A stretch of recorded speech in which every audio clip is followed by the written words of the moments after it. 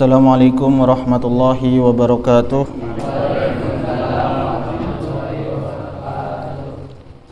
Bismillah, alhamdulillah, salatu wassalamu ala rasulullah wa ala alihi washabihi wa la hawla wa la quwwata illa billah.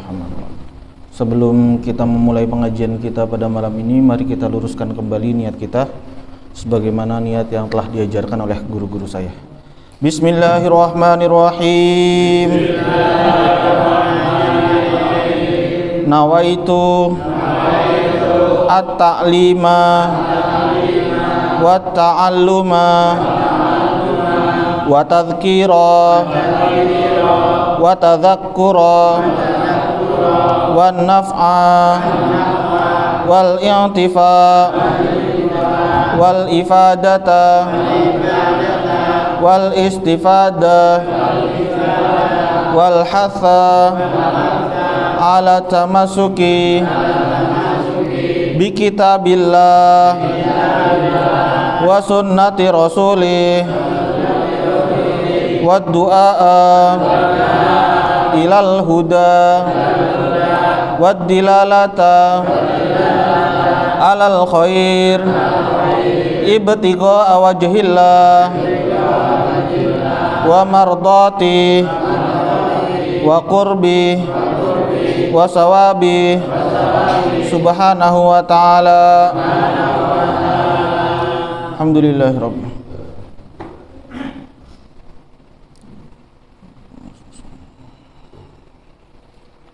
Bismillahirrahmanirrahim.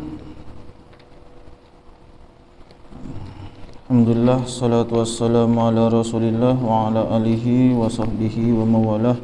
La hawla wa la quwwata illa billah, amma ba'd.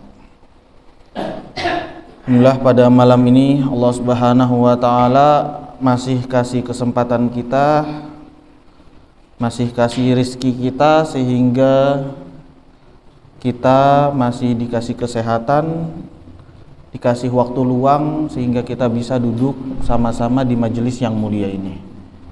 Ini kelihatannya majelisnya majelis biasa di tempat yang biasa, tapi majelis yang seperti ini disabdakan oleh Nabi, majtama'a qaumun fi baitin min buyutillah ta'ala yatluna kitaballah wa yatadarasunahu bainahum illa nazalat alaihimus sakinah wa ghashiyatuhumur rahmah wa hafathumul malaikah wa dzakarahumullahu fi man indah.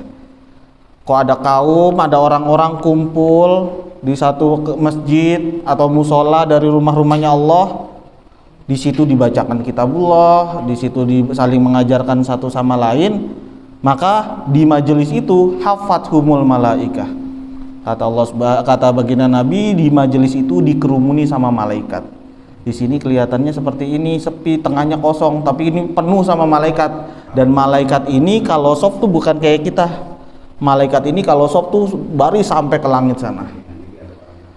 Wah, kemudian majelis ini juga nazalat alaihimul sakinah, dikasih ketenangan jiwa, enak gitu di sini kalau pas ini, tenang rasanya. Dan di sini dicucuri rahmat, rahmatnya bercucuran. Bahkan apa? Wa dzakarahumullahu fi man indah. Orang-orang yang duduk di majelis ini, kata Nabi, nanti dibangga-banggakan di majelis yang lebih mulia lagi, yaitu majelisnya para malaikat. Yang membangga-banggakannya langsung Allah di hadapan makhluk yang spesial yang gak punya dosa, yaitu malaikat. Ibaratnya kalau ada anak kecil dipanggil ke depan pas lagi sekolah baris, mereka ada satu anak dipanggil ke depan, wah nih anak ini nih berprestasi, dia ranking 1, juara ini juara itu, dibanggain sama kepala sekolahnya. Maka anak ini seneng banget, orang tuanya juga seneng. Nah, orang-orang yang duduk di sini nanti itu dibangga-banggakannya bukan sama orang, tapi langsung dibangga-banggakannya sama Allah. Di mana? Di hadapannya para malaikat. Nah, pada malam ini kita akan mengkaji tentang sholat jamaah. Ini dari kitab Fathul Qorib. Maka di sini kita mengkaji tentang sholat jamaah. Faslun fi sholatil jamaah. Wa sholatul jamaati sholat jamaah. Sholat jamaah tuh hukumnya apa? Sebelum hukumnya kita lihat dulu dalilnya sholat berjamaah apa. Kalau seandainya ada orang, kamu sholat berjamaah, dalilnya apa kamu sholat berjamaah? Oh, mau minta Al-Quran apa mau minta hadis? Ada semua hadisnya, ada semua Al-Qurannya. Kalau dalam Al-Quran itu surat An-Nisa ayat 102.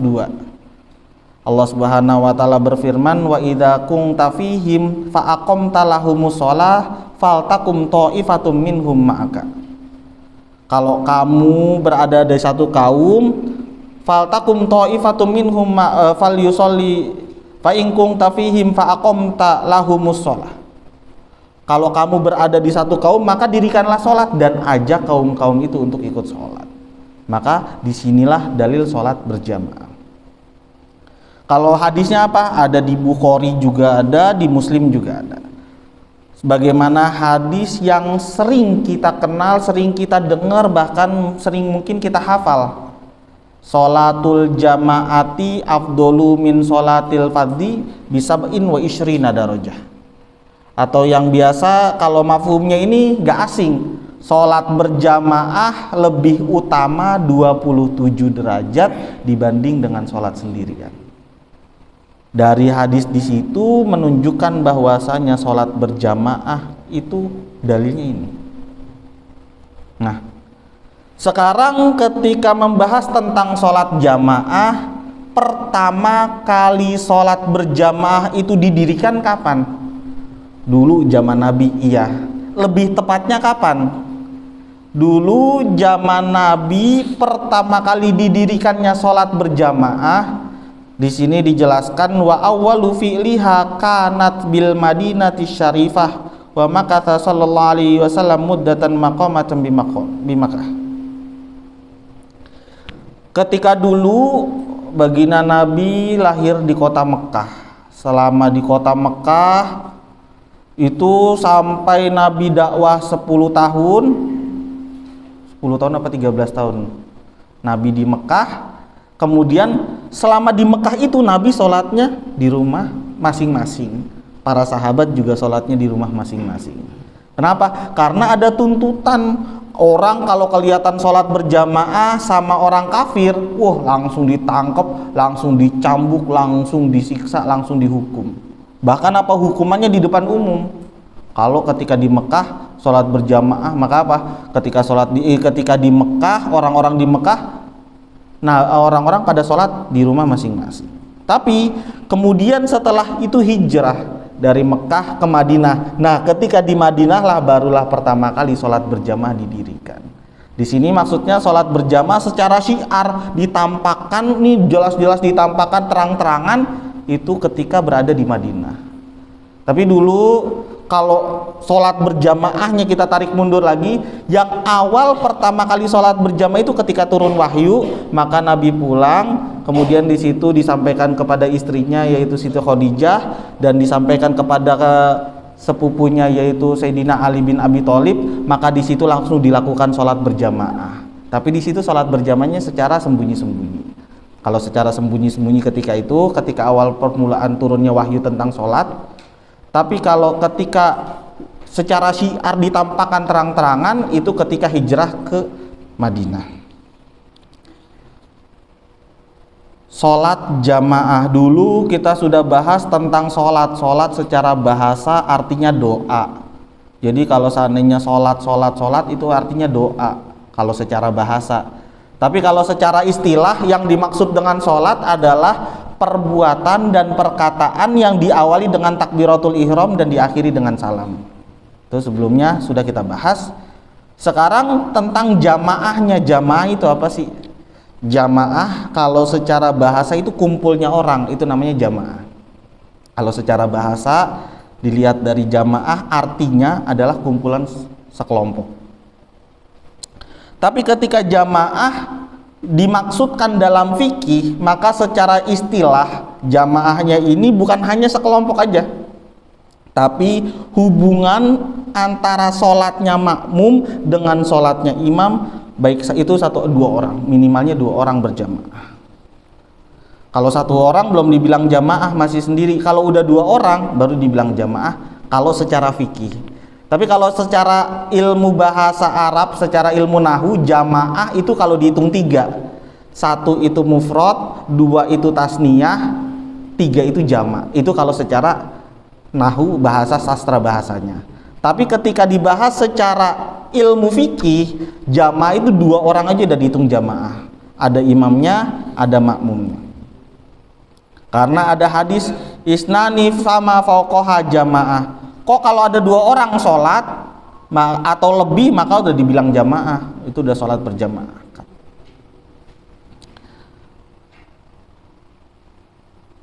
Dan kalau dalam sholat berjamaah di sini dijelaskan di kitab Majmu itu itu kitab yang patokannya rujukannya mazhab Syafi'i, termasuk salah satu rujukannya mazhab Syafi'i. Kitab kayak begini tapi ada 27 jilid, 1 jilid, 2 jilid, 3 jilid sampai 27 jilid, semuanya bahas tentang fikih dari A sampai Z, semuanya dijelaskan di kitab Majmu.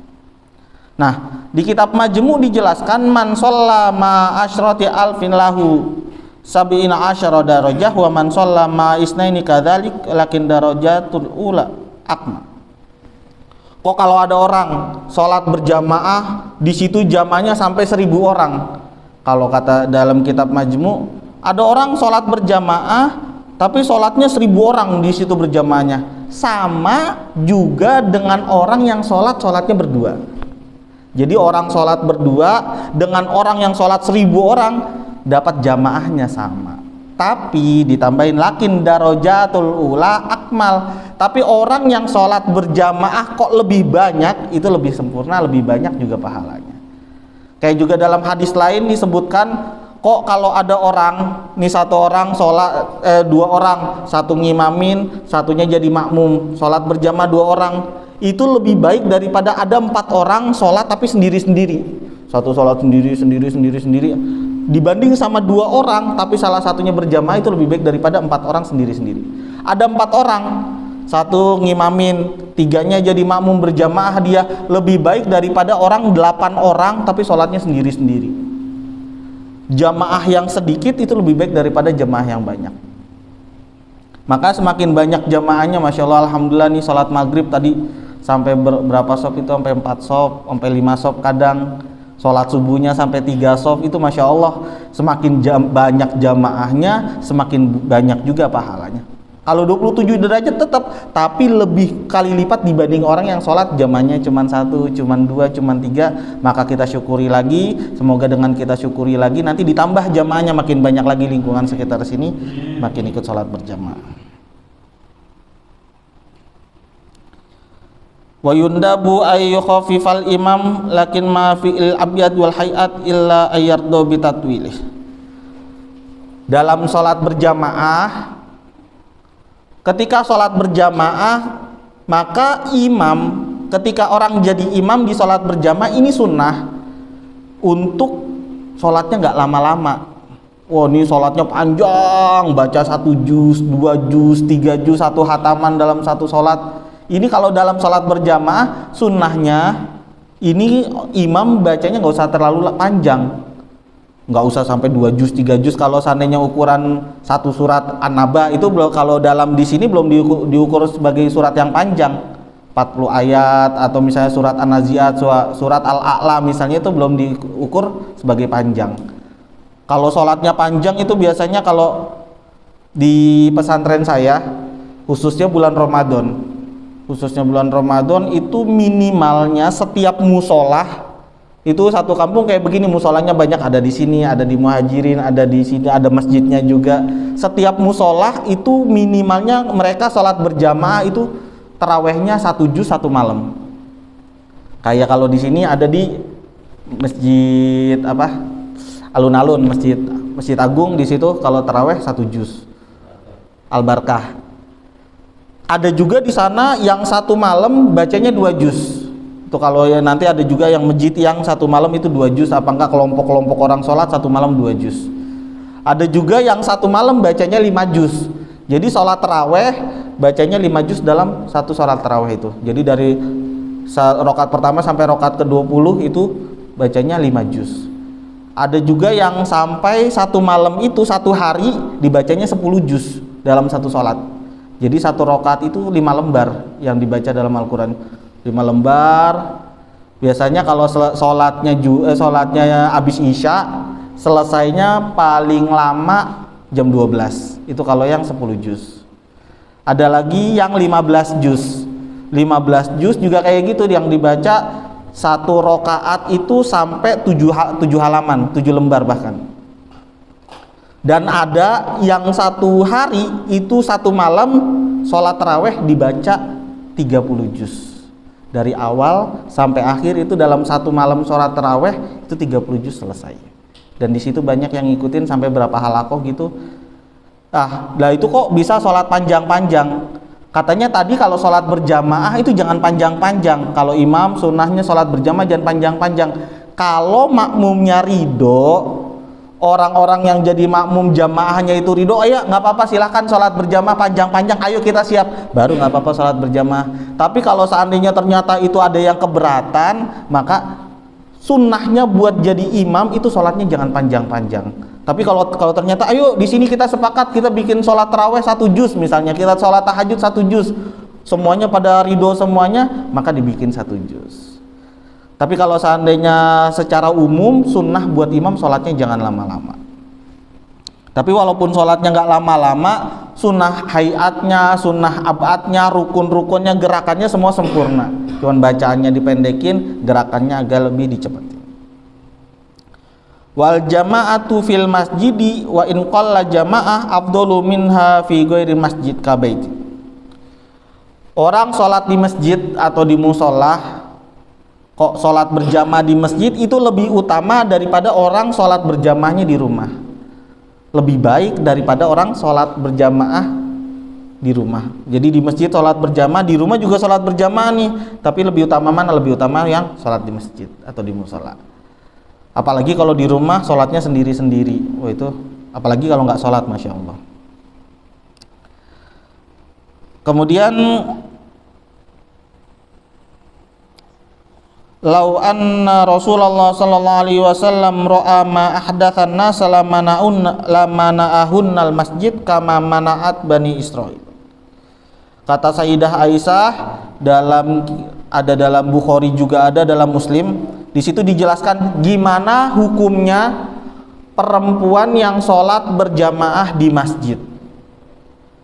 Dulu Nabi memperbolehkan wanita kalau mau sholat berjamaah di masjid.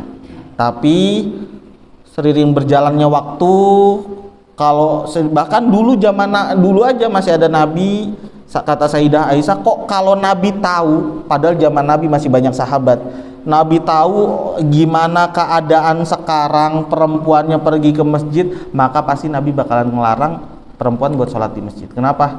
Takutnya nimbulin fitnah. Jadi kalau dari rumah ke masjid udah banyak, udah dandan, udah wangi-wangian atau udah apa, ke masjid mau ngapain, nah takutnya di masjid malah timbul fitnah. Maka kalau tahu dulu misalnya keadaan sekarang, maka pasti bakalan dilarang sama Nabi. Karena takut fitnah. Kalau seandainya dalam keadaan kok dia ternyata sholat di masjid kok timbul fitnah, lebih baik untuk perempuan sholatnya di rumah. Sholatul jamaati, sholat berjamaah lirijali, untuk laki-laki. Nah di sini dibatasin untuk laki-laki, beda lagi sama perempuan. Karena kalau perempuan nanti hukumnya beda. Khusus untuk sholat berjamaah laki-laki fil faroidi, khususnya lagi dalam sholat fardu yang 5 waktu, subuh, zuhur, asar, maghrib, isya, sholat berjamaah bagi laki-laki hukumnya sunnatun muakkadatun, hukumnya sunnah muakkadah. Apa hukum sholat berjamaah di masjid bagi laki-laki? Ada 4 pendapat. Pendapat yang pertama mengatakan hukumnya sholat berjamaah bagi laki-laki di masjid ini hukumnya sunnah muakkad. Jadi sunnahnya itu lebih dikuatkan, beda sama sunnah yang lainnya. Sunnahnya ini lebih dikuatkan daripada sunnah yang lainnya, makanya dinamakan sunnah muakkadah. Pendapat yang lain mengatakan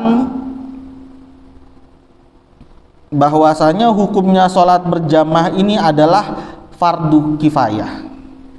Fardu kifayah maksudnya gimana? Kok satu kampung nggak ada didirikan sholat berjamaah di situ, satu kampung semuanya dosa.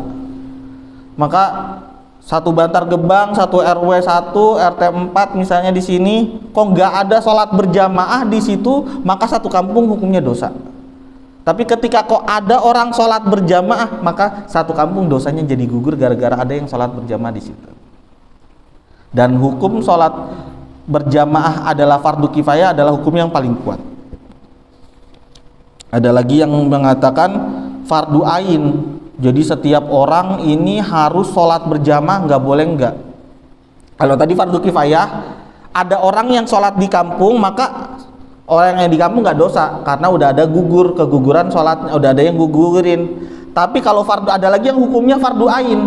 Satu kampung walaupun ada yang sholat berjamaah, tapi kok dia nggak sholat berjamaah, ini jadinya per individual, hukumnya per individu, hukumnya fardu ain. Tapi yang lebih kuat adalah fardu kifayah. Jadi kok kalau ada satu jamaah di satu kampung, maka satu kampung itu dosanya gugur.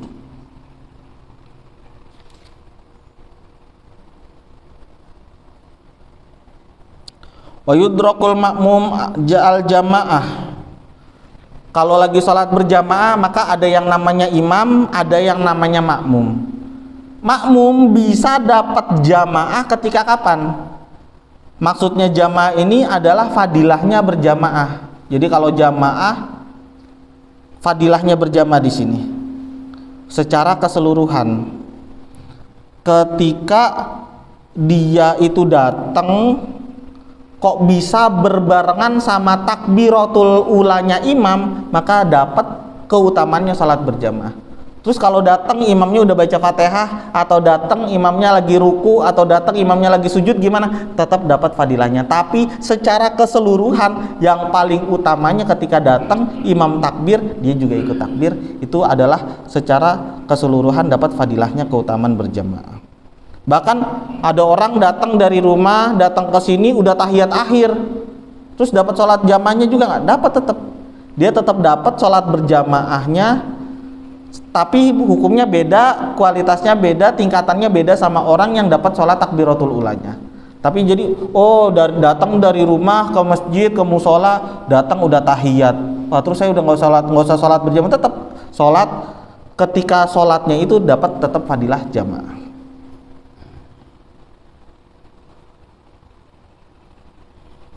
Wa yusannu ayyakifal makmum ala yaminil imam.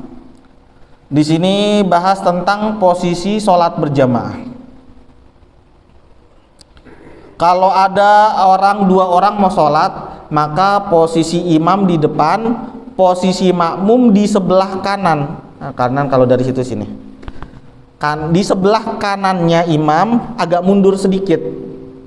Jadi kalau ada dua orang, bukan depan sama belakang, tapi depan sama kanan, agak mundur sedikit. Kalau dua orang, kemudian fa'in ja'a akhoru, kalau ada lagi orang yang ketiga datang, maka kalau sekarang kita ditepak pundaknya terus mundur dia, itu juga benar. Cuman kalau yang diajarin di kitab, kalau ada orang yang ketiga datang, ini orang pertama imam, kemudian orang kedua jamaah. Datang orang ketiga bukan langsung tepak pundaknya akhirnya mundur, maka orang kedua cukup berdiri di samping kirinya imam. Kalau yang dijelaskan di kitab lah. Terus selama ini kita gimana? Nih ada dua orang, nih orang sholat nih ditepak akhirnya mundur langsung jadi tiga, itu nggak apa-apa. Tapi kalau yang lebih utama, kalau ada orang sholat yang berjamaah, akhirnya di kanan sama di kiri dulu. Datang orang keempat, baru entah makmumnya mundur dua-duanya atau imamnya yang maju, itu boleh pilih salah satu. Jadi misalnya ada tiga, makmumnya tiga, ini ada satu udah di kanan, datang orang kedua di kiri, baru yang ketiga boleh dia itu imam pada mundur makmumnya atau imamnya yang maju. Ini tinggal pilihannya. Itu kalau yang dijelaskan dalam kitab. Cuman kalau yang sekarang gimana? Kemarin kita sholat berjamaah nih ada orang dua orang, akhirnya langsung kita tepak langsung mundur, itu nggak apa-apa juga boleh. Cuman yang lebih utama kalau kayak gitu ada dua orang maka di samping. Wa kuriha al infirad an soffid anisof wa in wajada wasa'ah wa illa ahrama summa jaro ilaihi syakhsun. Dan ini jarang juga kita temukan, kayak tadi aja nih, kita sholat berjamaah, imamnya kemudian makmum satu, makmum dua aja kita udah jarang, kadang langsung kita tepak mundur. Ini ada lagi nih, orang sholat berjamaah, imam di sini sop pertama penuh, datang orang sop lagi, berdiri di belakang sendirian. Kalau dijelaskan dalam kitab, wa kuriha al-infiradu anisofi in wajada sa'ah. Kalau seandainya misalnya di pojok masih ada tempat, tapi dia langsung sholat sendirian di sini, maka itu hukumnya makruh. Orang datang masih ada sop di situ, ada longgar, ada cukup buat dia, tapi dia sholat di belakang, maka hukumnya makruh. Tapi kalau seandainya ada nih sopnya udah full nih, datang lagi orang, akhirnya orang lah katanya kalau di belakang udah nggak muat ini, akhirnya di belakang gimana? Tetap sholat di belakang, dia takbir, habis itu sunnahnya juga ahroma thumma jaro ilaihi syahson min sofi. Dia takbir, habis itu dia ambil sop orang yang di depannya buat nemenin dia di sampingnya itu. Cuman ini jarang banget terjadi karena bahkan baru menurut kita yang kita dengar ini, masa iya kayak gitu? Iya. Tapi kalau seandainya sekarang orang nggak tahu, tiba-tiba lagi sholat Allahu Akbar, nih ada yang narik nih ngapa ini, tiba-tiba ngapain saya lagi sholat? Enggak, itu sunnah. Ketika orang dia berjamaah, ini karena minimnya sampainya ilmu sampai ke kita, akhirnya kayak asing gitu, kayak gini nih. Padahal kalau kesunahannya, kok orang sholat sendirian di belakang tuh hukumnya makruh. Tapi kalau ketika dia sholat di belakang sendiri, maka imam takbir, udah selesai, dia takbir biasa, kemudian dia panggil temannya buat nemenin dia sholat di sampingnya. Terus sunnahnya lagi buat orang yang ditarik itu bantuin yang sendirian tadi, ikut mundur, jangan nolak. Tapi kalau sekarang misalnya di zaman sekarang yang minim pengetahuan ini, makanya itu kayak riskan gitu, akhirnya sholat malah takutnya malah ribut, malah apa. Cuman untuk kita pengetahuan kita lebih dalam, hukumnya sunnahnya sholat itu seperti ini. Wa inna makanat al-wukufu ala yaminil imam afdol. Orang sholat berjamaah depan sama di sop pertama. Dulu Nabi sabdakan, pertama kali Nabi sabdakan, orang yang sholat berjamaah di sop pertama sebelah kanannya imam itu paling utama. Wah, langsung para sahabat orang berjamaah sebelah kanan penuh, kirinya kosong. Kenapa? Karena tahu sebelah kanan yang paling utama untuk sholat berjamaah, akhirnya kirinya kosong. Nah, ketika tahu kirinya kosong, maka dikasih tahu. Nabi nambahkan lagi sabdanya, ar-rahmatu tanzilu alal imam, rahmat itu turun ke atas imam, summa alaman ala yaminihi, kemudian ke atas orang yang sebelah kanannya imam. Makanya orang-orang pada ke sop kanan. Bahkan apa? Akhirnya ditambahin lagi, wal awwalu fal awwalu, maka yang datang pertama itu yang lebih utama. Maka sop pertama itu juga termasuk yang kirinya juga akhirnya jadi penuh.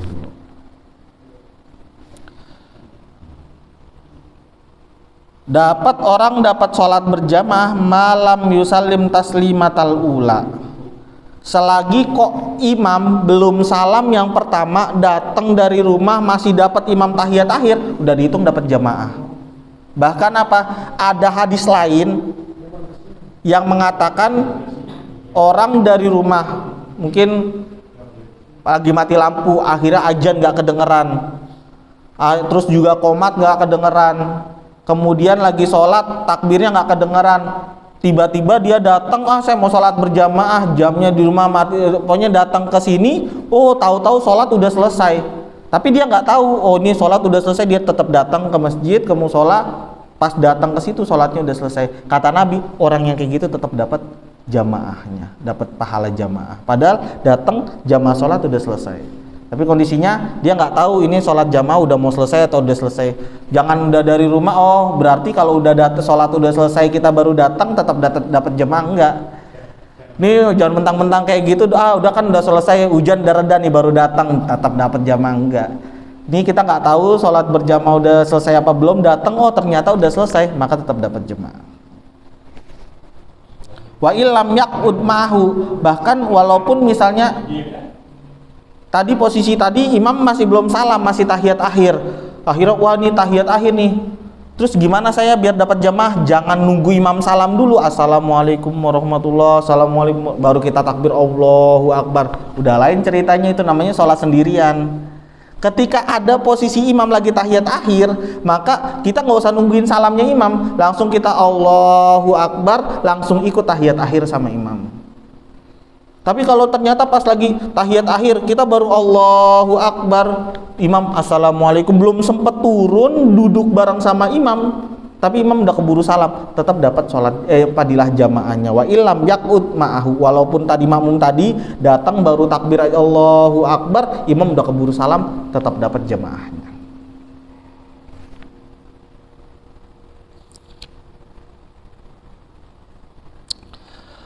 Wa yajibu 'alal makmum ayyanwiya at-tabi'ah. Buat jadi makmum dulu niat sholat itu yang wajib. Kalau sholat wajib itu 3. Yang pertama usolinya, yang kedua fardunya, yang ketiga tentuin sholatnya, sholat maghrib atau sholat isya atau sholat subuh. 3 ini yang wajib. Usolli fardol maghribi udah sah, usolli fardol isya'i udah sah, karena yang wajib 3 ini. Tapi kalau salah satu dari 3 ini, usolli fardol maghribi, salah satunya ini nggak dibaca, niatnya nggak sah. Niatnya nggak sah, maka sholatnya nggak sah. Tapi kalau cuma 3 ini yang dibaca, yang lainnya yang panjang itu nggak dibaca, sholatnya tetap sah. Karena yang lain itu hukumnya sunnah. Mustaqbilal kiblat, ngadep kiblat disebutin hukumnya sunnah. Arba'a rokaatin, salasa rokaatin, nentuin rokaat hukumnya sunnah. Kemudian adaan itu juga hukumnya sunnah. Tapi kalau dalam sholat berjamaah ditambah lagi, nggak cuma 3 ini, ditambah lagi buat makmum itu wajib tambahin niat makmuman. Karena apa? Kalau dia nggak sholat, dia niat nggak pakai makmuman, dia nggak dapat sholat berjamaahnya. Walaupun gerakannya bareng sama imam, tapi dia nggak niat makmumannya, maka nggak dapat sholat berjamaah. Tapi kalau seandainya imamnya gimana? Imaman lillahi ta'ala, itu hukumnya gimana? Hukumnya nggak sunnah. Jadi dia mau baca imaman nggak apa-apa, sholatnya tetap sah. Nggak dibaca imaman juga sholatnya tetap sah kalau jadi imam. Tapi kalau jadi makmum, dia nggak baca makmuman, nggak dapat fadilah berjamaah. Tapi kalau imam, maka nggak makmuman, nggak baca makmuman, nggak dapat fadilah berjamaah dan nggak, sholatnya nggak sah. Tapi kalau imam nggak baca imaman, sholatnya tetap sah, tapi tidak mendapat fadilah jamaah. Jadi sholat dihitung sholat sendirian walaupun dia jadi imam. Maka dalam sholat imaman juga, ketika jadi imam tambahin imamannya, ketika jadi makmum wajib tambahin makmumannya.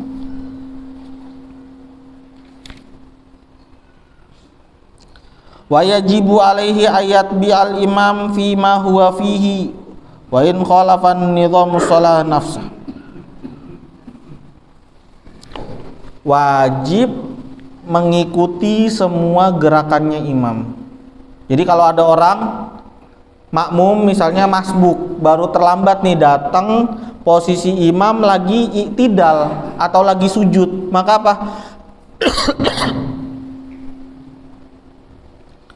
Posisi imam lagi i'tidal atau lagi sujud misalnya, maka sunnahnya buat makmum jangan nunggu imam selesai rokaat pertama dulu. Ini rokaat lagi i'tidal baru kita datang, apa enggak lagi sujud baru kita datang, antar nunggu imamnya berdiri lagi, enggak. Tapi sunnahnya ketika sholat berjamaah imam lagi posisi sujud, kita cukup takbir, abis itu langsung ikutin gerakannya imam. Walaupun nggak ngikutin gerakannya kita, loh abis takbir kan ruku dulu, abis itu i'tidal baru sujud. Di sini hukumnya wajib mengikuti gerakannya imam. Imam lagi di mana itu wajib di situ. Jadi pas imam kita datang, imam lagi sujud, Allahu Akbar, langsung ikut sujud. Jangan, dan Allahu Akbarnya, takbiratul ihramnya jangan ketinggalan, karena itu termasuk salah satu rukun dari rukun sholat. Yang kalau takbiratul ihramnya nggak dibaca, maka sholatnya nggak sah. Maka langsung Allahu Akbar, oh imam lagi sujud, ikut sujud.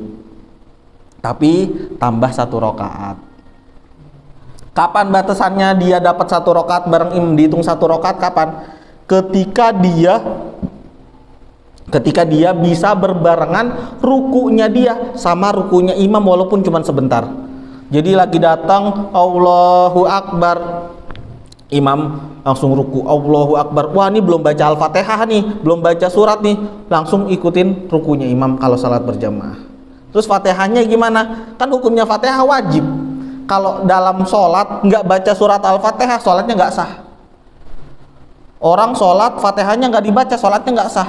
Tapi dalam berjamaah, kok dia lagi itu ruku imam, wah ini nggak sempet nih buat baca Fatihah, langsung ikut ruku bareng dapat rukunya imam, maka dihitung 1 rakaat yang bareng, nggak perlu nambah.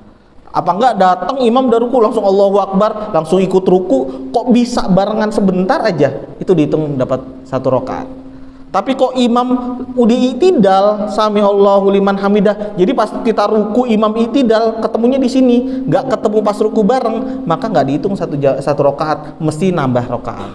Jadi ruku mesti bareng, sami Allahu liman hamidah, kok nggak bareng dapat rukunya, maka itu nanti mesti nambah rakaat. Kurang lebihnya mohon maaf. Sekian dari saya. Assalamualaikum warahmatullahi wabarakatuh.